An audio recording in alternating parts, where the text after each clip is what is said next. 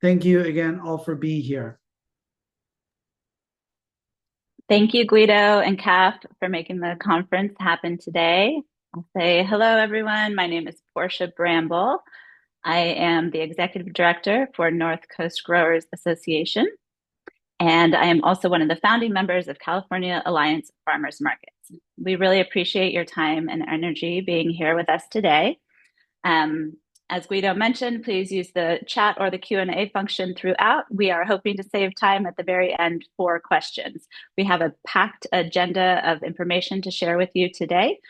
So we will definitely share the slides afterwards. So don't feel like you have to take notes. We will also provide you a QR code a couple of times throughout the presentation. You can use that to email California Alliance of Family, or to email the Alliance of Farmers Markets. Um, so let's see here. We're going to go ahead and get started and show you our agenda for today. So you can see we're here for an hour and 15 minutes. This is what we hope to accomplish today. Throughout the day, we will hear from our panelists. And we also have established some goals for the day. So these are the things that we hope you walk away with: tips and tools for advocacy, learning more about California's Nutrition Incentive Program, and the advocacy campaign that we launched last year. So you'll hear all about those things today. I want to introduce you to our panelists for the day. So I will call on each person who will be presenting, ask them to share their name and organization, where they work, and how long they've been a local food advocate. And if they would like to share their favorite vegetable, they may do so as well. So first, I will introduce you to Martin. Martin, would you like to say hello to everyone? Hi, everybody. I like carrots, especially these Nantes. Excellent. And Martin is with the Berkeley Ecology Center as the executive Yeah, director. Ecology Center. Martin, And also, we oversee the Market Match. We're the host for the Market Match program statewide. excellent. Thank you so much, Martin, joining us from Berkeley. We also have with us Andy Naja Reese, who is with the Agricultural Institute of Marin. Andy, would you like to say hi to everyone? Sure. Hi, everyone. Andy Najaris, the CEO of the Ag Institute of Marin, and we operate certified farmers markets and a mobile market across Marin, San Francisco, and Alameda counties. And my favorite vegetable, well, right now, is it's a tough one. I've been eating a lot of Brussels sprouts lately, so I think I'll stick with that. Good one. Excellent. Thank you, Andy, for being here. We also have Tiffany Germain with Next Gen Policy here. Thanks, Portia. My name is Tiffany Germain. I'm a policy advisor for Next Gen California. We are a nonprofit advocacy organization fighting for progressive, justice-centered policies and programs that positively impact all Californians, and I specifically focus on food insecurity. I've been in this space for about 5 years, and I'm with Martin in that my favorite veggie is definitely the carrot. Excellent. Thanks, Tiffany. And we have Sam Greenlee from Sacramento's Alchemist Community Development Corporation. Morning, everyone. Thanks for joining us. Yes, I'm the executive director at the Alchemist CDC. We do community development work through the food system in the greater Sacramento area. It covers a broad range of programs, but most significant here is that we operate farmers markets, and we also operate CalFresh and Market Match programs at additional farmers markets in the region. So thank you for joining us. Thanks, Sam. And to just fully introduce myself, my favorite vegetable is probably broccoli. We have a lot of the purple sprouting winter broccoli up here on the North Coast. I'm joining you from Arcata, California. We operate 10 certified farmers markets. As I mentioned, I'm one of the founding members of the California Alliance of Farmers Markets. And I want to tell you just a little bit more about the California Alliance of Farmers Markets. We were founded as an industry-wide support group based on a series of industry listening sessions that happened in 2012 to 2013. And our goal is to create a community of market managers to share best practices and learn from each other, to have a voice in policy discussions and an understanding of how state and federal policies impact our industry. We host a policy and advocacy working group, and we also have representation on CDFA's Certified Farmers Market Advisory Committee. I currently serve as the chair on that committee, and we have a meeting coming up on March 3rd. If folks want to hear more about proposals to potentially change the structure and fee structure for our quarterly remittance fees for California certified farmers markets. I urge you to email me and join us for that meeting. They're open to everyone. We also support statewide promotions of farmers markets to work to increase consumer awareness of the unique value of buying directly from local California farmers. And we are governed by a steering committee made up of individuals who represent farmers market organizations and oversee the work of the Alliance. So here you can read a little bit about our mission and vision statement to learn a little bit more about the Alliance. If you're interested in joining this work, if you're not already on our email list, we will share with you that QR code.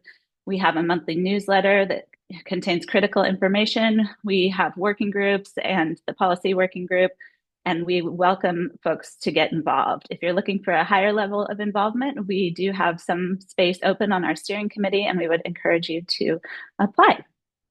Our main goal is really to promote and educate consumers about the distinct value of purchasing local, to increase integrity and secure the future of certified farmers markets, and assessing and responding to policies that directly impact farmers and farmers markets, and to provide professional development for market managers, which we did in yesterday's manager training that perhaps some of you attended. This slide shares a little bit about the theory of change of the work that we're doing, trying to accomplish really wide-scale support for California's small farmers. So we work to support a vigorous and resilient farmers market industry, and we work with a very wide range of partners to accomplish these goals in a variety of ways. So this kind of explains our goals, the work we do, who our partners are, and what our goals are. And as a reminder, we will share these slides, so don't feel you have to take notes throughout, but we wanted to tell you a little bit more about the Alliance and the work we do, and that's why we're here today. Some recent accomplishments that we will share about, you can read on your screen. Much of this work was funded through a USDA Farmers Market Promotion Program grant that we worked on the last couple of years to accomplish these goals. So you can see we really did focus on our professional training. We have an internship program that's focused on marketing, the Market Manager Certificate Training Program, advertising across the state and the major markets. And we also formed over the last couple of years a BIPOC working group. And we're really proud of that work and the work that we're doing with justice, equity, diversity, and inclusion across the state. And our policy group, you'll hear our success story in our Market Match advocacy campaign last year. So now I will pass it over to Martin to tell us a little bit more about Market Match and California's Nutrition Incentive Program. Oops, Martin, you're muted. Of course I am. There we go. So I see many of you on the call here are already familiar with Market Match. I recognize a lot of names. Hello, everybody, to those I know, and welcome to those I don't. But Market Match, it's a statewide program housed at the Ecology Center, and I'll talk a little bit today both about how it works for the customer and then the structure around it, how the money flows through it, and the roles that different operators and folks play in that system. And then that'll lead us into sort of this policy success that we had last year. And really it was a 2-year process if we go back a little bit, but and gets into the nitty gritty of that. So we have a 1-minute video. So hopefully that'll work. We tested it, but go ahead, Portia, and see if we can get the video going. Did you know you can get extra money at the farmer's market with your CalFresh EBT card? Your local farmer's market carries a wide variety of fresh and tasty food. When you use your EBT card at the farmer's market, you can get extra money to spend on fruits and vegetables with Market Match. Here's how it works. First, visit a participating market and find the information booth. Friendly market staff will be there to help you. They will swipe your EBT card for the amount of your choice and provide CalFresh tokens or vouchers in exchange. For every $1 of CalFresh you spend, you get an additional $1 of Market Match, up to a daily maximum. You can spend the tokens or vouchers like cash at the market. Spend your EBT on any CalFresh eligible foods like eggs, meats, dairy products, and fruits and vegetables. Spend your Market Match on even more fresh fruits, vegetables, and herbs, as well as plant starts to grow food at home. Lastly, bring home your bounty. You can make your favorite meals that nourish you and your family while also supporting California small farms. Visit fmfinder.org to find your local farmers market. Look for the green pins on the map to find Market Match participating locations. Market Match, making fresh affordable. Thanks, Portia. Did you know you can get Good catch. So yeah, that's how it works. For the customer, they swipe their EBT card and they get at the farmers market, they get tokens for that. It's a system that we developed when when food stamps went electronic, 2003, and then Market Match doubles that up to a certain cap depending on the market.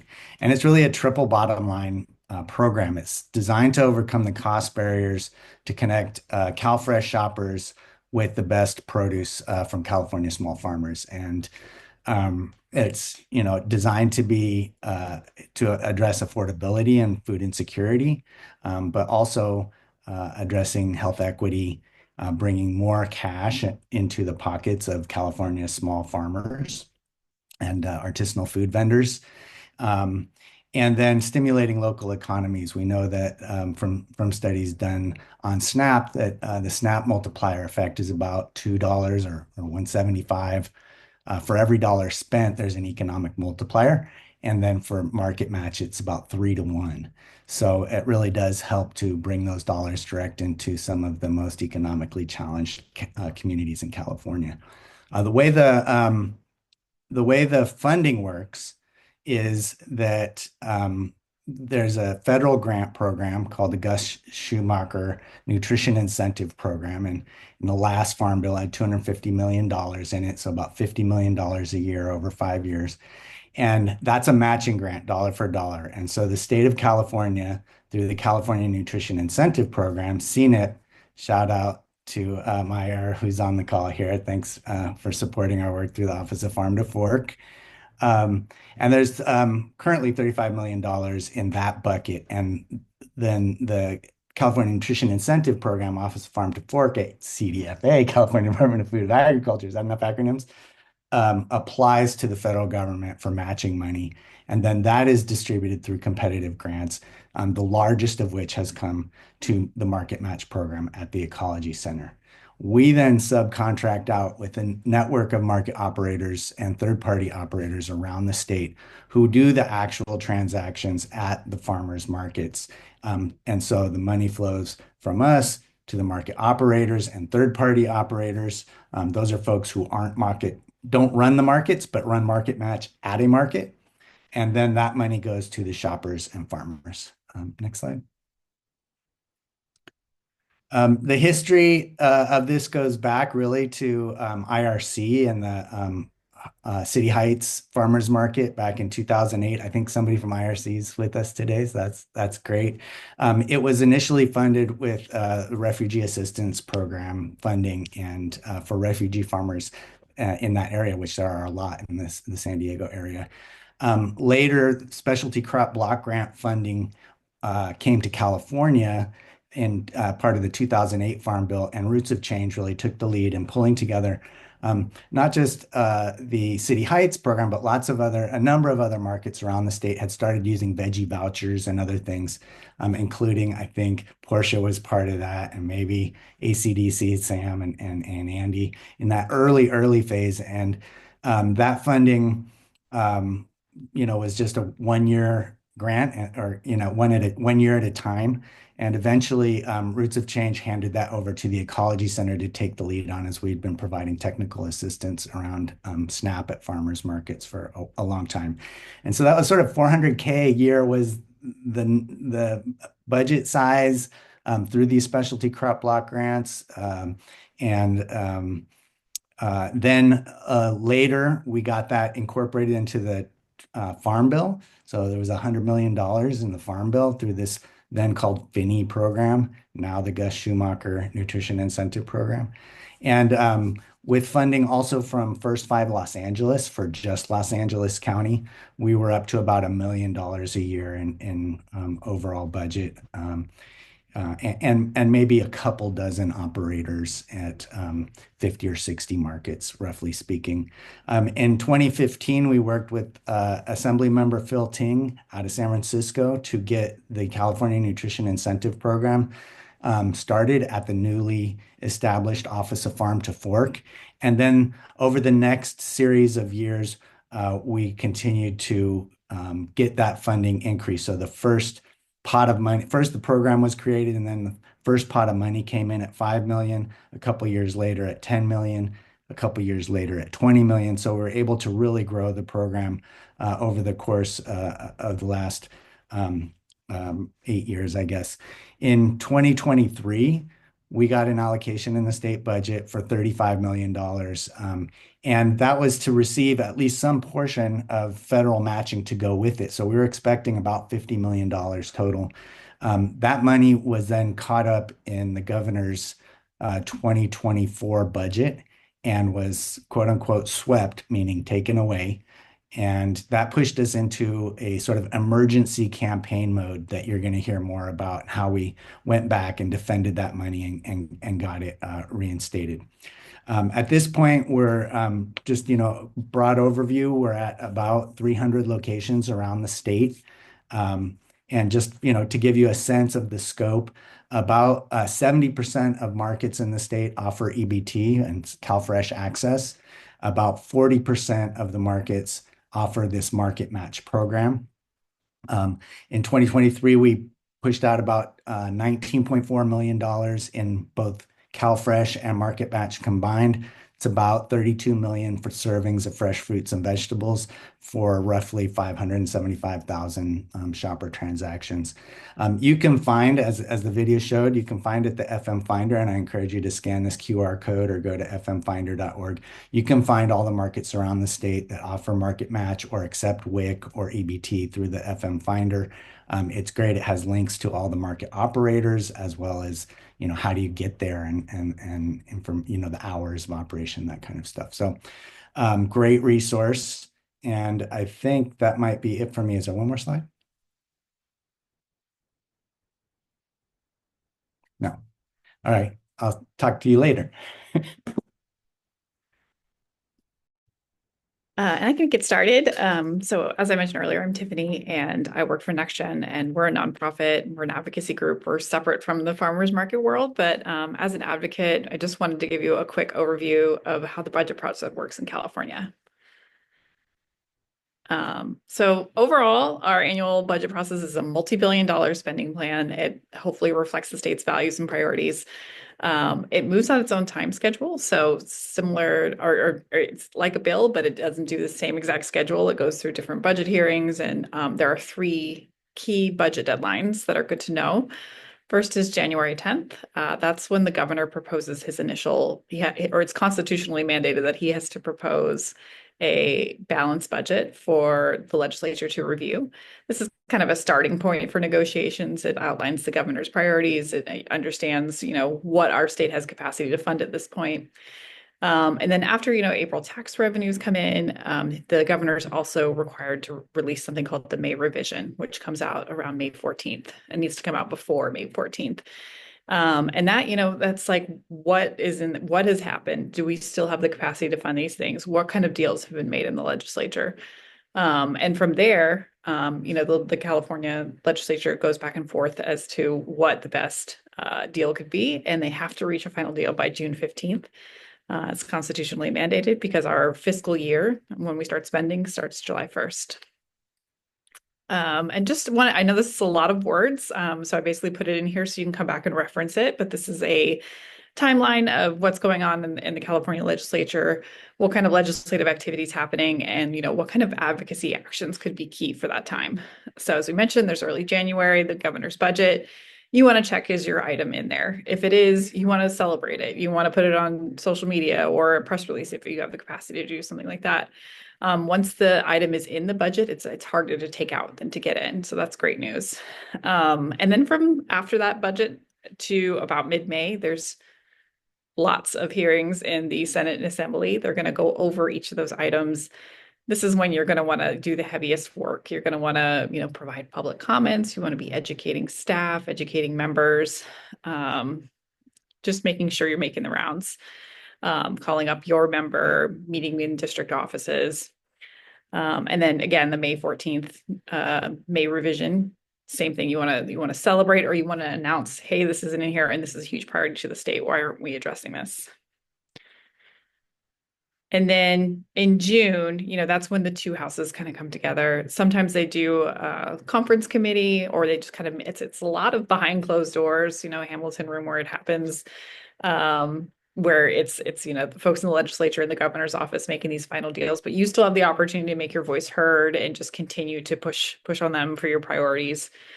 The June 15th, hopefully that's done. And then, post June 15th, there's actually a few more bills that they work on called trailer bills. And those are the very specifics around how to get the budget done. So let's say, for example, it says $35 million for CNIP, yay. And then the budget trailer bill, it would go into, how do we spend that money? Do we get $10 million this year or $20 million this year? It's just a lot of the specifics, just as an example. And then pretty much from July to December, this process starts over. Agencies are assessing how these programs are going.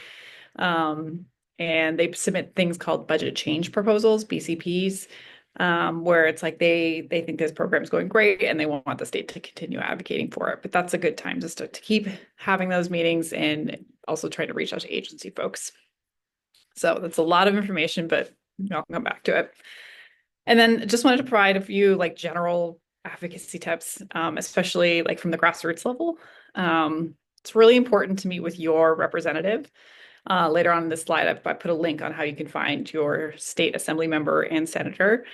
But they really make time to carve out to meet with their constituents, really lean into your role as a community leader and make sure that your voice is being heard. You can go in district, if you can't make it all the way to Sacramento, in district meetings can be really effective because you're meeting someone, in the community. You're going to want to make sure you are, equipping your coalition and community with all the resources on how you can help, and making sure you're educating members and staff as much as you can, knocking on doors, making calls. But, a real key factor to keep in mind is that even in this time of huge political action, a lot of these offices in the California state legislature are only getting 1 to 2 calls a day on the issues that matter to their constituents. So if you help organize a lot of folks to call in, it can really make a difference. Yep, that's a link. And then here are the resources that I mentioned, including NextGen, how you can find me, find your representatives. There's a budget guide process. And then the California legislative information is where you can find a bunch of bills, including the budget bill. And with that, I will pass it over to Sam. Thank you, Tiffany. And I'll be speaking a little bit to just coalition building, and to kind of set the frame for you. Martin mentioned the timeline that in 2024, the funding that had been won in 2023 for CNIP was proposed to be cut. I think it was January 6th, if I remember, or no, it was January 7th, something like that. Whatever day in early January, we got that notification, and it was shocking news, I think, generally to us. And I know many of us who had already connected on this issue were exchanging calls and texts, trying to get things together. But I think within a day, the coalition building had begun in responding to this. It was such an urgent need. And so, ideally, if you're working on a policy, hopefully it's not, oh, we have a shocking development that we need to respond to. It might be something you can build over time. But I think that, in reflecting on it, some of the ways that we thought about our coalition, I think are helpful in figuring out who you can bring in to work on your issue with you.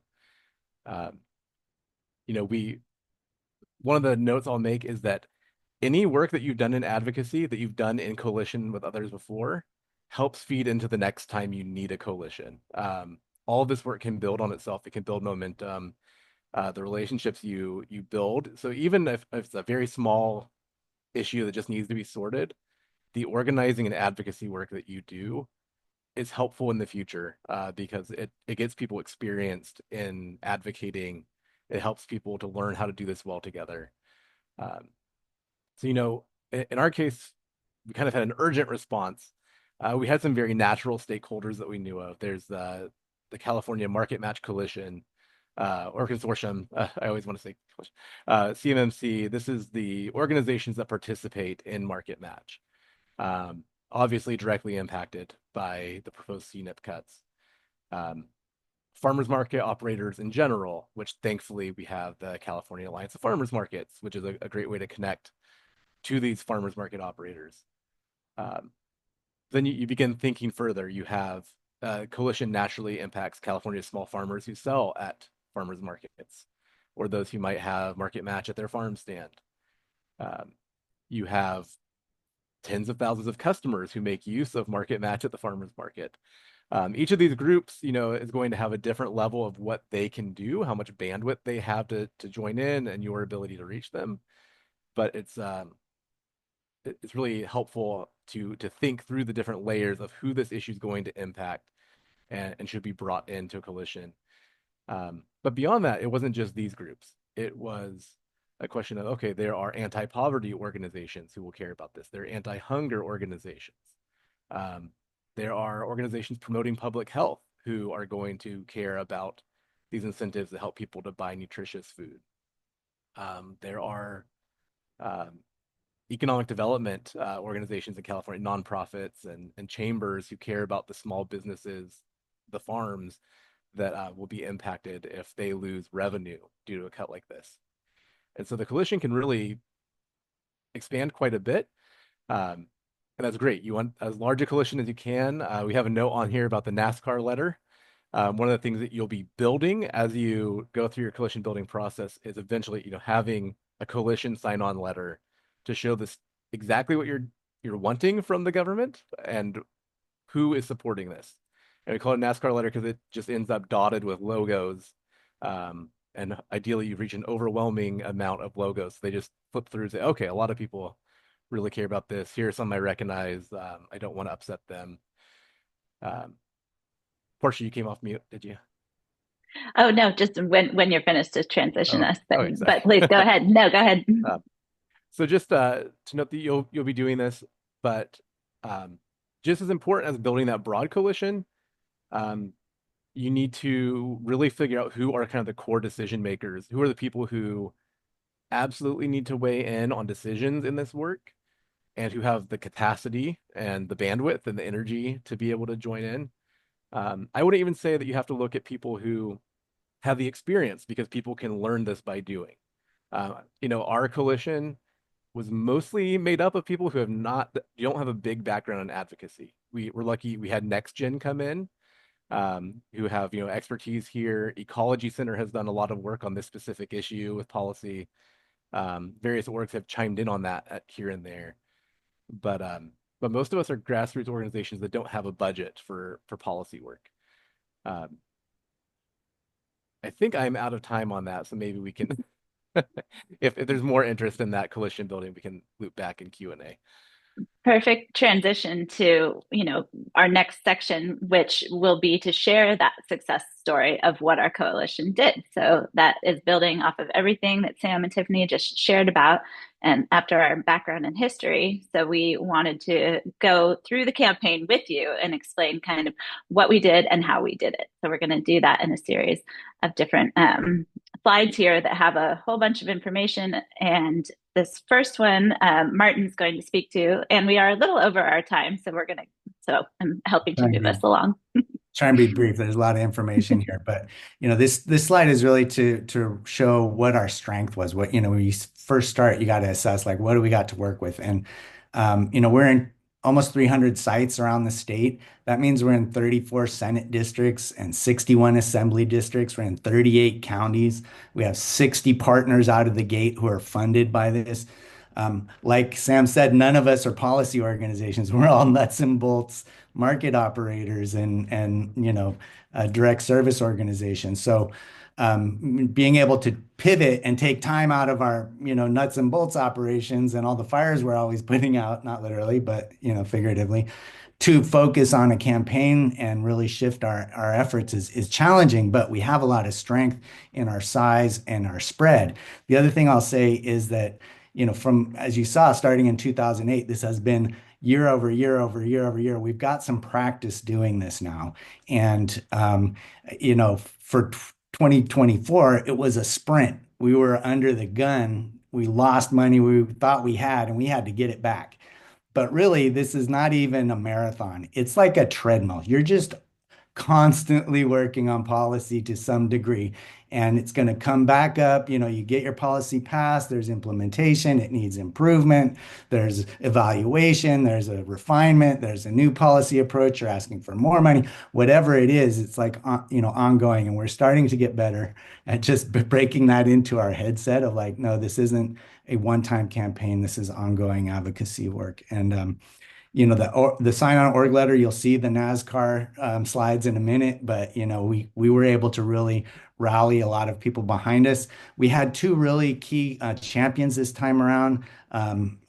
Becker and Connolly were our champions in the Senate and Assembly, and you got to have somebody who's going to speak out for you in these budget meetings and who's really going to put their shoulder behind your efforts. And then you got to support them, and you really have to, help them out. They can do things like get sign-on letters of their own from other members of their respective legislative bodies to show support, across the state or in key committee bodies, et cetera. Sam already mentioned Next Gen and what an important partner they've been. Also, Roots of Change and Public Health Institute, other advocacy organizations who have lobbyists or who have policy staff, have made a huge difference in this work, and just want to appreciate and shout them out. And then we'll talk a little bit about Lobby Day, but that was a huge effort, and really the thing that I learned most out of this last round was how important and how valuable Lobby Day can be. And I'll just leave it there. Great. Well, thanks so much, Martin. So it was really useful and interesting for the farmers market community because we'd already come together in response to the COVID pandemic. So we started to have this history of working together to advocate to state officials at one point to keep farmers markets open as essential services.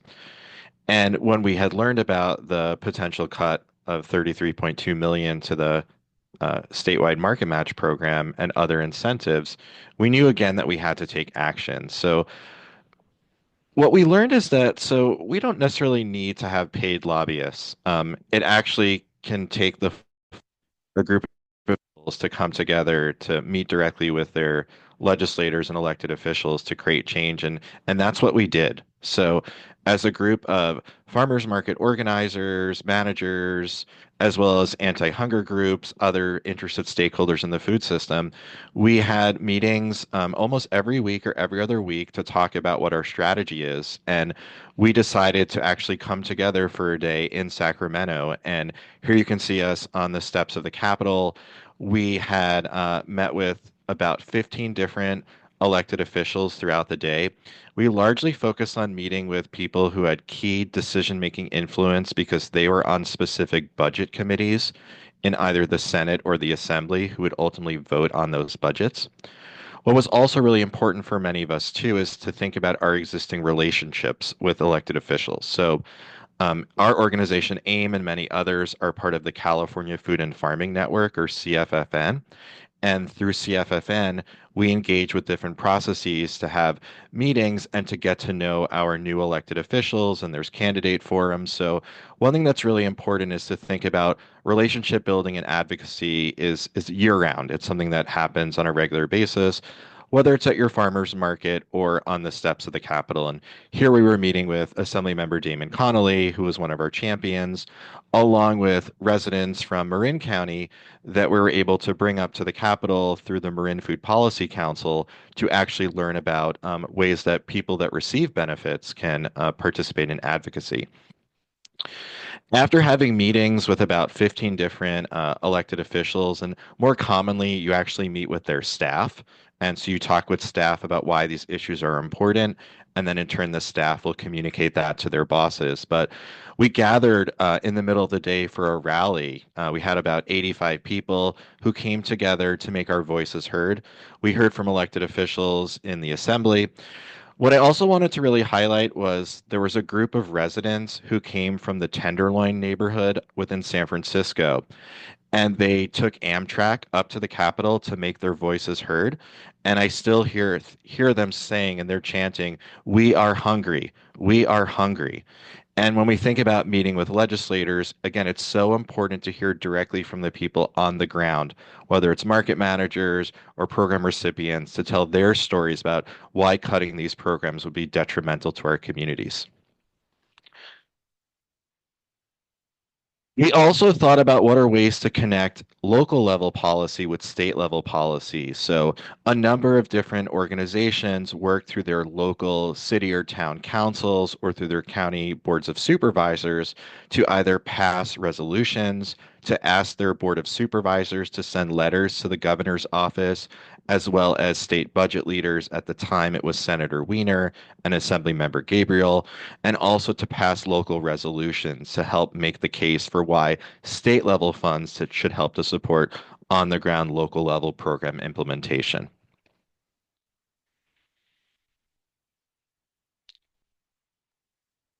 And then I'll pass it back to Tiffany. Oh, thanks, Andy. Yeah. Ahead of myself. And we also wanted to make sure that we were engaging members in every way that we possibly could. And one of the ways is that NextGen helped organize a sign-on letter. And that's for constituents. We have these NASCAR letters with all of the folks, all the big organizations or all the farmers markets. But we also want to make sure that the members are hearing directly from folks in their district. As Andy said, that's like the key piece, is like hearing from the people who are experiencing the problem and who live in their district. So we created a sign-on form that went to leadership, the budget members that Andy mentioned, as well as their local assembly and senator. And then the piece on the right is a member sign-on letter. And that was circulated by Assemblymember Ting, who was also a champion for us, just to make sure that, other members were aware of the success of this program and how important it was to keep going.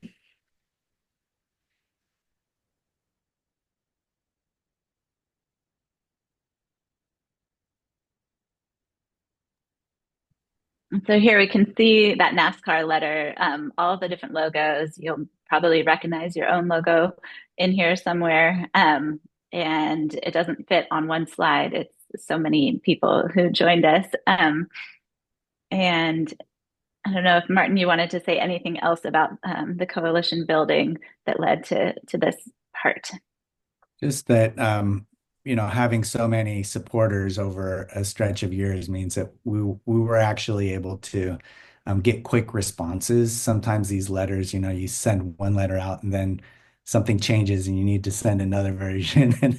And doing that communications back and forth through email list groups and stuff, it's just so valuable to have people who are paying attention and can respond quickly, even if they can't speak with their local legislator or can't do something or can't make a phone call, just to say yes. And then we got their logo, we can put it on there. It makes a huge difference just in kind of the sheer number. I just also want to say, this is a broad cross section of the small farm and farmers market community. And it's just really heartening to feel that kind of support when we're in these weekly meetings and trying to move quickly and shift to all the priorities. So I just want to big thanks and shout out to everybody who's helped to make that happen.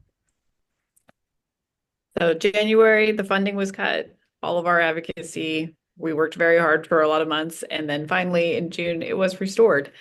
The next step that you want to do is make sure that you thank the legislature, you thank the governor, you thank everyone in these kind of key positions to make sure that, they're just regular people like us at the end of the day. They want to be thanked for all of this hard work. So this is just a screenshot of NextGen email that went out that immediately went to, their legislators, thanking them for supporting CNIP.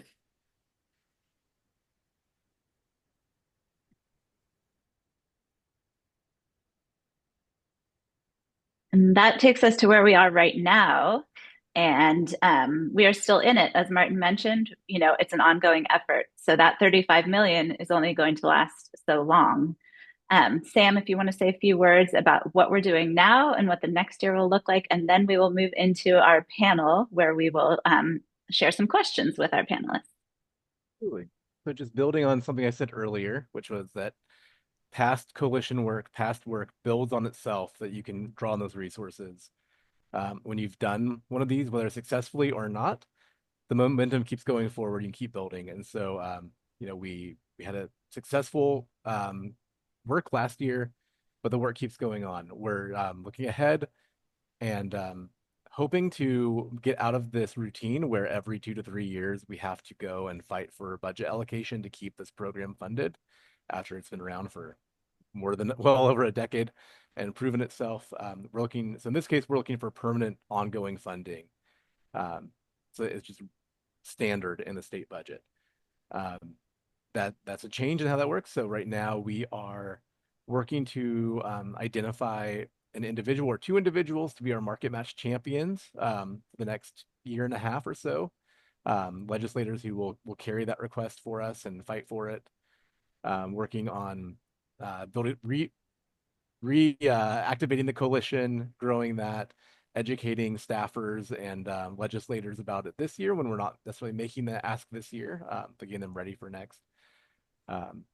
We're hoping to make sure this is a more stable funding source that people can depend on, not liable to cuts. So we can keep building it, promote it to more shoppers, help more farmers to benefit from this, help more CalFresh customers to benefit. And I will pass it back over. Thanks, Sam. So now we've prepared some questions that Portia, we will. can I just jump in on that last Yeah, slide? sure thing. As I mentioned before, there's about 40% of the markets in the state offer market match. There are a lot more who'd like to. And so, asking for more funding to be able to fully fund all of those markets. And then we are constantly sort of playing this game of like, okay, we don't want to run out of money. So we promote it a little bit more to get more shoppers. And then we kind of ease up a little bit so that we don't spend too much. And we could use a lot more money than the 35 million that's been allocated. And that's really been limited by our ability to ask for, what we need. So really thinking about what's the big picture. How do we support markets? How do we support shoppers? And how do we get the level of funding in an ongoing way that's really going to sustain this into the future? Absolutely. And we are planning to save some time at the end. So just a reminder to use the Q&A if you want to log any questions that you think might be relevant to everyone. We'll either answer them there or we'll get to them at the end as time allows. And I love seeing all the conversations in the chat. So keep that going.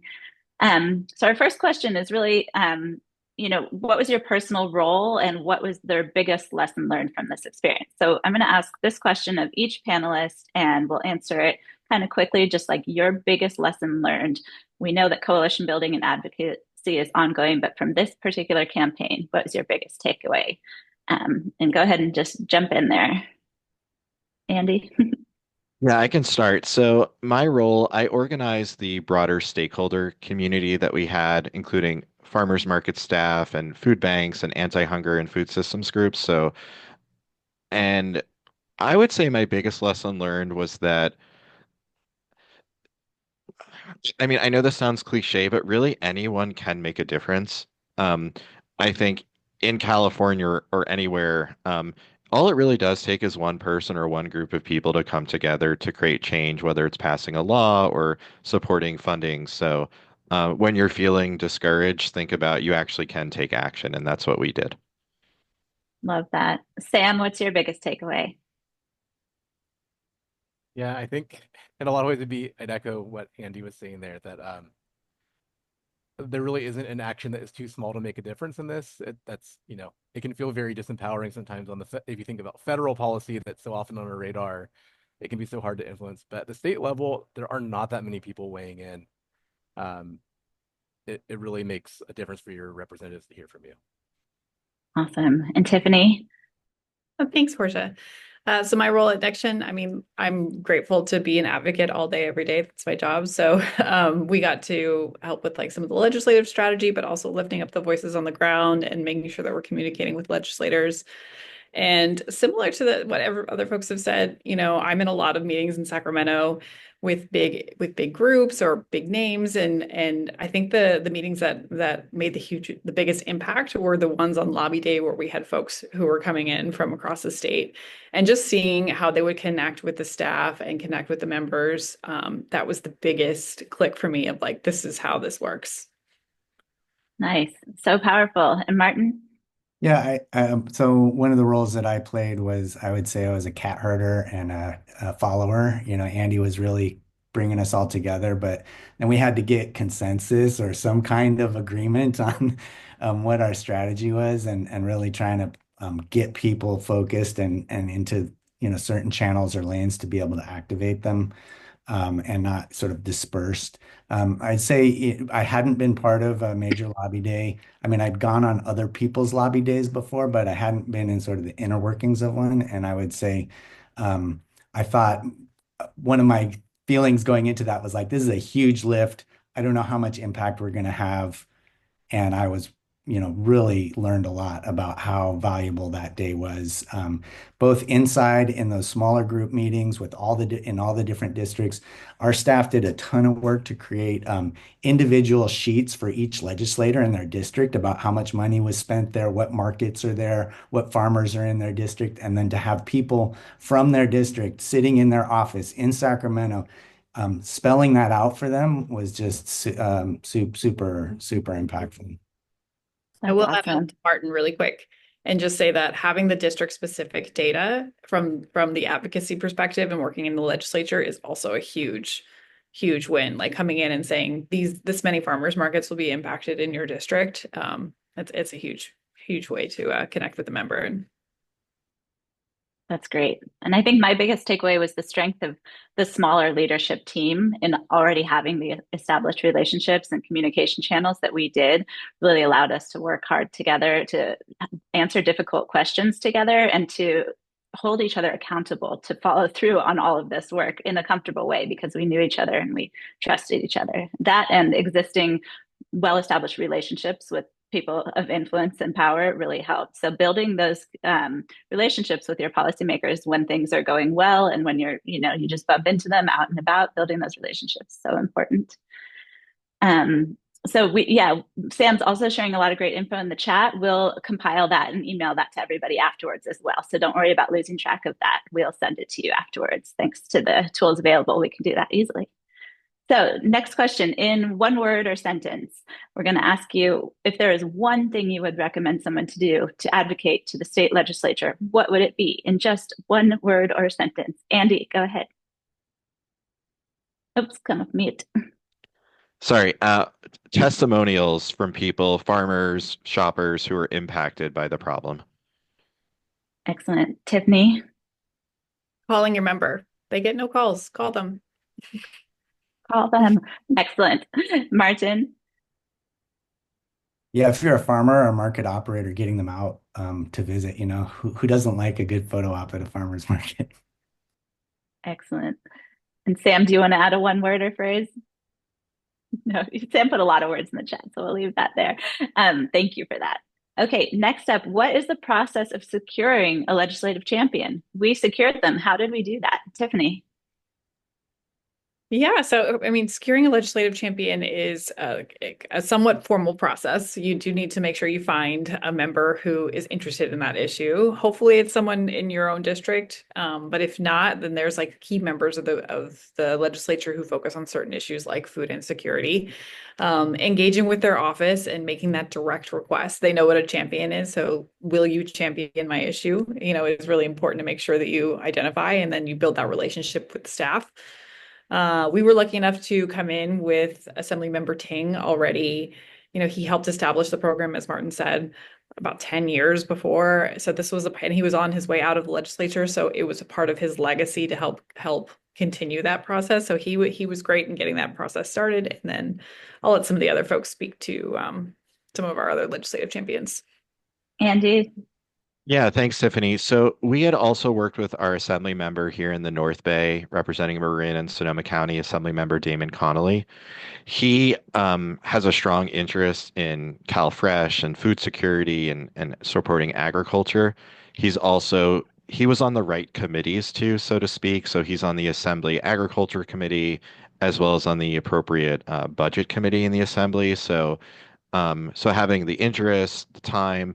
The other thing that was important too is asking the member, will they make this issue their priority? That was something that was really important to us too. Where does it rank within all of their priorities? So having that conversation. And oftentimes you're not necessarily asking the member directly, you're going through their chief of staff or their budget director. I actually don't recommend asking the member directly. You want to make sure you talk with their staff first. They don't like when you go right to their boss. That's such a great tip and so true. Thank you for those answers. We have a question for Sam here. What are the advocacy benefits of grassroots organizing? I think one of the things we found is, we mentioned we had a handful of people with policy budgets working on this, but overall not. It means a lot to the legislators and their staff when people are showing up, when are taking time out of their day that they don't have funding for to come and speak about an issue. It really it shows that at the constituent level, this is a real pressing concern. That this person's not being paid to come have this conversation. And I think that translates in a major way. It was always worth it to have constituents in a meeting to have these conversations because they carry so much more weight and just showing that this is a real issue on the ground. Excellent. Thank you, Sam. I have a question for Andy to answer. With California facing this budget deficit, the 2023, 2024, 2025, and beyond, what messaging do you think was most powerful for legislators and the governor to continue funding market match during this difficult budget time? Sure. I think that most of the legislators we spoke with, they understood the importance of market match and CalFresh. They were like, oh yeah, we get this program. We think it's really important. However, there were two things that I think came about that we had to address. Number one is that because in the state, it's called the California Nutrition Incentive Program, or CNIP, which then funds market match. So we had to really overcome some confusion because of all the alphabet soup at the state agency level. So just being really clear about what we meant by market match versus the broader California Nutrition Incentive Program. So we had to do a lot of education about that too. I think the other piece that was a really important message, you heard Martin speak earlier about how the funding flows from the federal government to the state, to the Ecology Center, to the network. So being able to leverage state funding in order to apply for federal Gus Schumacher Nutrition Incentive Program funding, that was really important. So being able to think about a state investment to leverage federal funds. I think more broadly too, what was interesting is that most of the safety net nutrition programs are in the Department of Social Services. They weren't affected by any proposed cuts. Market Match, or CNIP, is located in the Department of Food and Agriculture, Office of Farm to Fork. So that was a program that was cut. So really demonstrating how this program is a safety net for both shoppers, people of low income, as well as farmers. That was something that was really important too. Excellent. Thank you, Andy. So that's going to move us into one final question. I'm going to move the slides forward because this is a very big question and we're going to let Andy answer it. And then we'll move into questions from the audience where we'll be able to share a little bit more. So this final question is, can you answer for us, what are the funding priorities at the state and federal level in the coming year or so? We know the federal climate right now is a big challenge, but we wanted to touch on some of the things that are happening right now and where we see us moving forward. And we don't have all the answers, but Andy has some really great answers for this question. So thank you, Andy.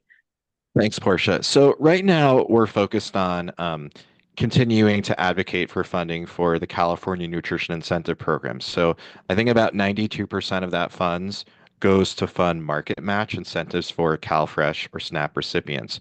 There's also about another 7% or 8% that goes towards incentives for WIC and senior farmers market nutrition program benefits as well. So that's another priority because benefits for WIC and seniors are transitioning from paper checks to an electronic system. And there's what's called CNIP expansion funding that will provide additional grants and incentives for for markets that are transitioning from paper coupons to a technology system, as well as to provide additional incentives for people to increase the purchasing power for their WIC and senior bonus bucks. We also were able to organize at the state level through the California Food and Farm Resilience Coalition to secure funding through Proposition 4. So this was the climate bond. We had worked for a number of years on having a bond specifically for sustainable agriculture, farm worker housing, regional food economies, and healthy food access. And we were able to secure about $20 million over the bond period that will invest specifically in infrastructure for year-round certified farmers markets, fisher folk markets, and tribe operated markets. Right now, the Department of Food and Agriculture is working on a plan for how those funds would be competitively awarded. So we're really eager to look at ways to provide better infrastructure for farmers markets to deal with the challenges, as we know, driven by the climate crisis and changes in severe and extreme weather. There will also be funding going out towards mobile farmers markets, so what we call farmers markets on wheels, as well as refrigeration through Prop 4 funding too. And these funding programs will be awarded by the California Department of Food and Agriculture. There's also a new grant program that is coming out through CDFA as well called the Farm to Community Food Hub Grant Funding. There will be $13.75 million awarded by the state directly to food hub type organizations. So this might include traditional food hubs, as well as what might be more informal aggregators of food, where farmers markets might be aggregating food from farmers to deliver that directly to community sites and people experiencing food insecurity. What was really important about Prop 4 funding and farm to community food hubs is that these programs resulted from advocacy.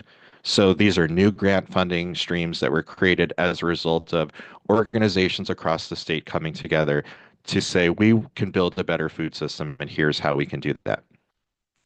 Now, while we're here discussing things, it's also at the same time that in Congress they're debating what I'd say a slash and burn type method to a lot of programs that are so near and dear to what we do. So there is a lot of uncertainty about federal grant funding. Our organization, like many others, are experiencing pauses on getting reimbursed for our federal grant work that is unlawful. So we're waiting to get reimbursed, but we don't know when at this point. There's also a farm bill, the new farm bill, that's up for reauthorization. And there's a lot of different proposals that are being discussed, everything related to cutting SNAP or restricting the foods that people can purchase on SNAP, or thinking about what are ways to cut funds going directly to farmers and communities. So I think what's really important, well, yes, there's a lot of uncertainty, but I think it's important for us to think of how can we continue to tell a collective national about the work that we're doing. California is the 5th largest economy. We feed the nation. So what happens in California does have a big impact at the federal level, but we'll probably need another session about how to impact federal level policy. But as I mentioned before, it's all about ongoing relationships, meeting with legislators, and telling stories that can create impact. Thank you, Andy. That was really important information. And we're getting a lot of questions about, messaging regarding what's happening at the federal level. And I think we really will step up our efforts towards creating and sharing messaging that folks can share to help advocate and to stay informed. So stay tuned for future sessions on this topic for sure. The California Alliance Farmers Markets will absolutely host future sessions. And if you feel personally like your organization, your work has been affected by cuts and you don't know who to turn to, you can reach out to us and we'll get you connected with the most up-to-date information that we have, at least. So this has been a fabulous panel. Thank you to the panelists. We have just about 13 minutes or so that we can answer some additional questions.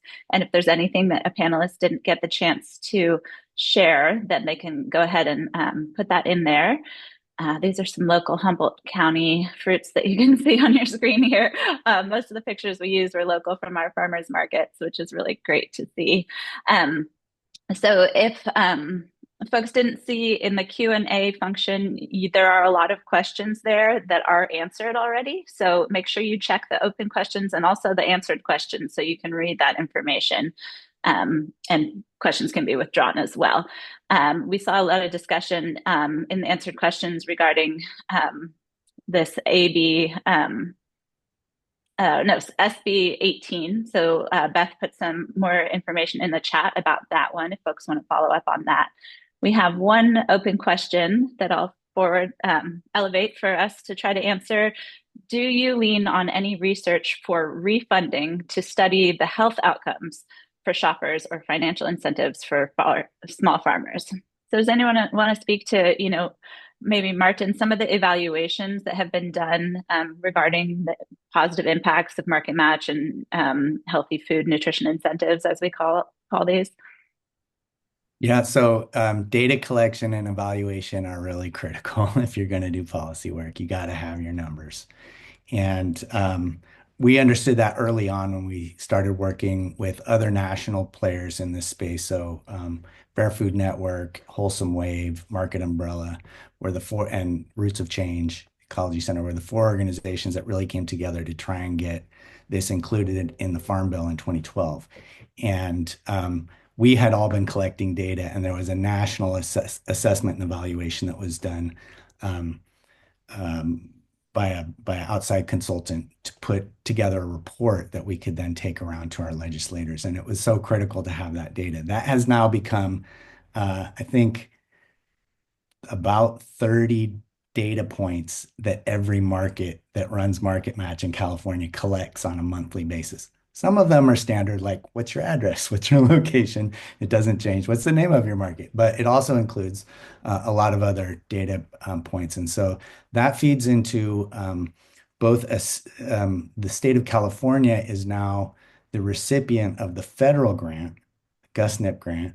And so the Office of Farm to Fork contracts with the Nutrition Policy Institute at UC Berkeley. I guess they're technically at UC Davis.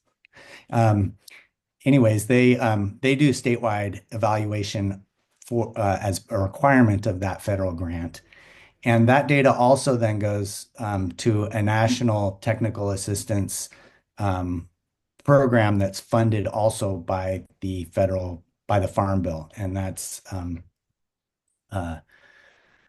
that collects data nationally. And so there's a lot of evaluation. There's a lot of data analysis and crunching. As one of the early statewide networks, there are a lot of sort of smaller group incentive type programs around the country. California, we established the statewide approach. So we've provided a lot of technical support and assistance to other states in trying to take that approach, or even in just some of the methodology of, how do you do it? Being pretty open source. And so having your evaluation and your data is really critical, and hope that kind of gets at the answer. There's a fair amount of resources out there that are easy to find, but I could follow up with some. That was a great answer. Thank you, Martin. We have a question about how CNIP funding is distributed. So this is from Natalie. I'm not sure if you're already part of the Market Match Consortium, Natalie, or not, but just speaking to the general process for how have CNIP funds been distributed to the California Market Match Consortium and other CNIP recipients. And speaking just briefly to that, Andy touched on this in regards to the CNIP expansion program, which is funding that will support WIC, FMNP, and WIC fruit and veggie benefits to improve access for those at farmers markets and actually provide an incentive as those benefits transition to an electronic system. So if that's not something you're familiar with, that is happening through CNIP funds as well. So CNIP does fund the Market Match Consortium and other projects around the state. Martin or anyone want to expand on that?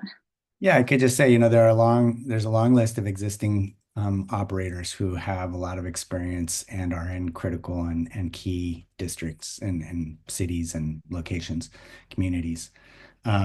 We do expand the pool when there's additional funding and bringing in new partners. And some of the criteria that we look at are, what are the high need areas?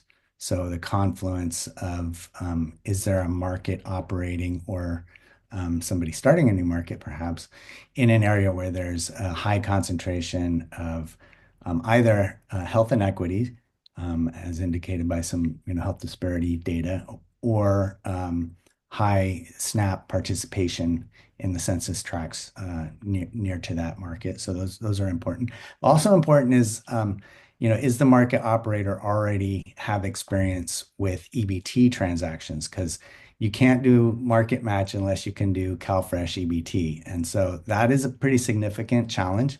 And that's why we started with the technical assistance program and getting markets who wanted to offer EBT access, CalFresh access at their farmers markets to be able to do that first.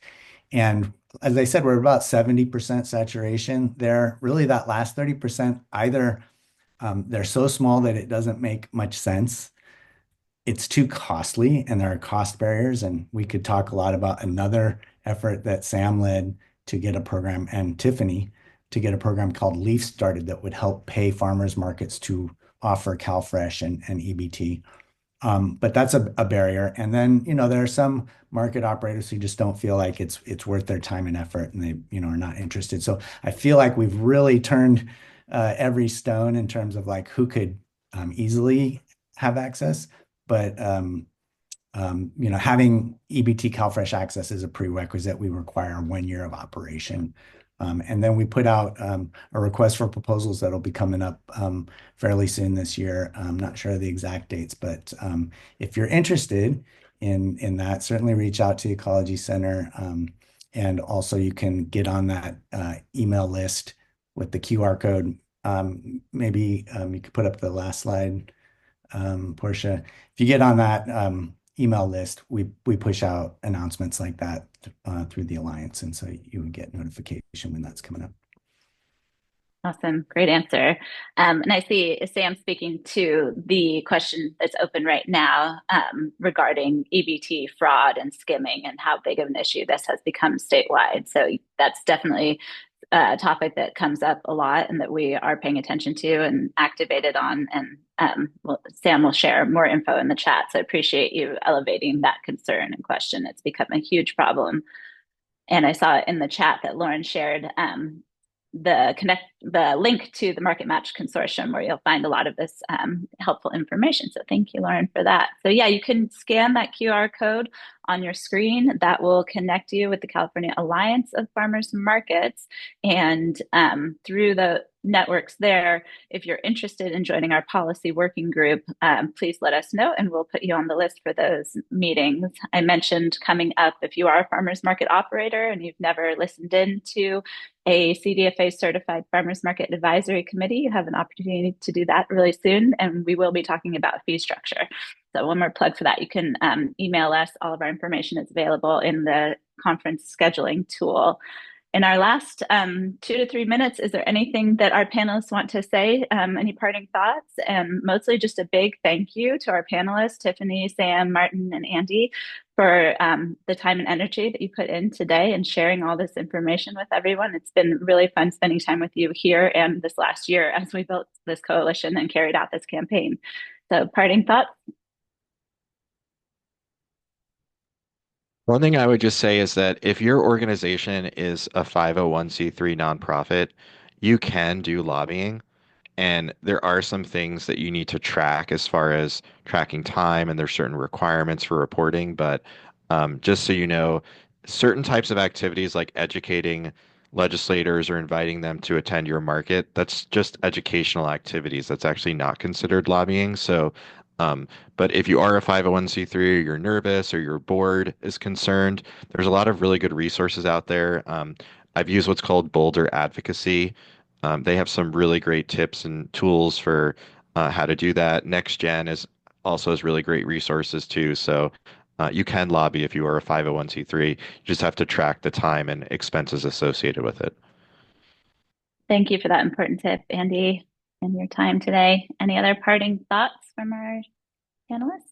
I want to thank everybody who's supported Market Match. I know there's a lot of folks across different sectors, and it's challenging program to run. It's got a lot of moving parts with a lot of different players, and just really appreciate the confidence that people have put in the Ecology Center and being a lead on that, and then all the effort that folks have done to prioritize it amongst the many, many policy objectives that we might have. So thanks to everybody. Thank you, Martin. Sam or Tiffany, any parting thoughts? Just really appreciative of everyone and the work that they're doing, and thanks for attending today. Yeah, thank you all so much for coming today. I am going to stop my screen share. We'll come back into the main space here. And just a final thank you to California Alliance of Family Farmers and Guido for hosting us today and selecting our panel to share with you all. This is a fabulous day, and thank you so much. Thank you so much, Portia, and to all the speakers and the attendees. There are more workshops to come, so stay tuned. We'll see you around. Bye. Bye, everyone. Thank you so much. Enjoy the rest of the conference.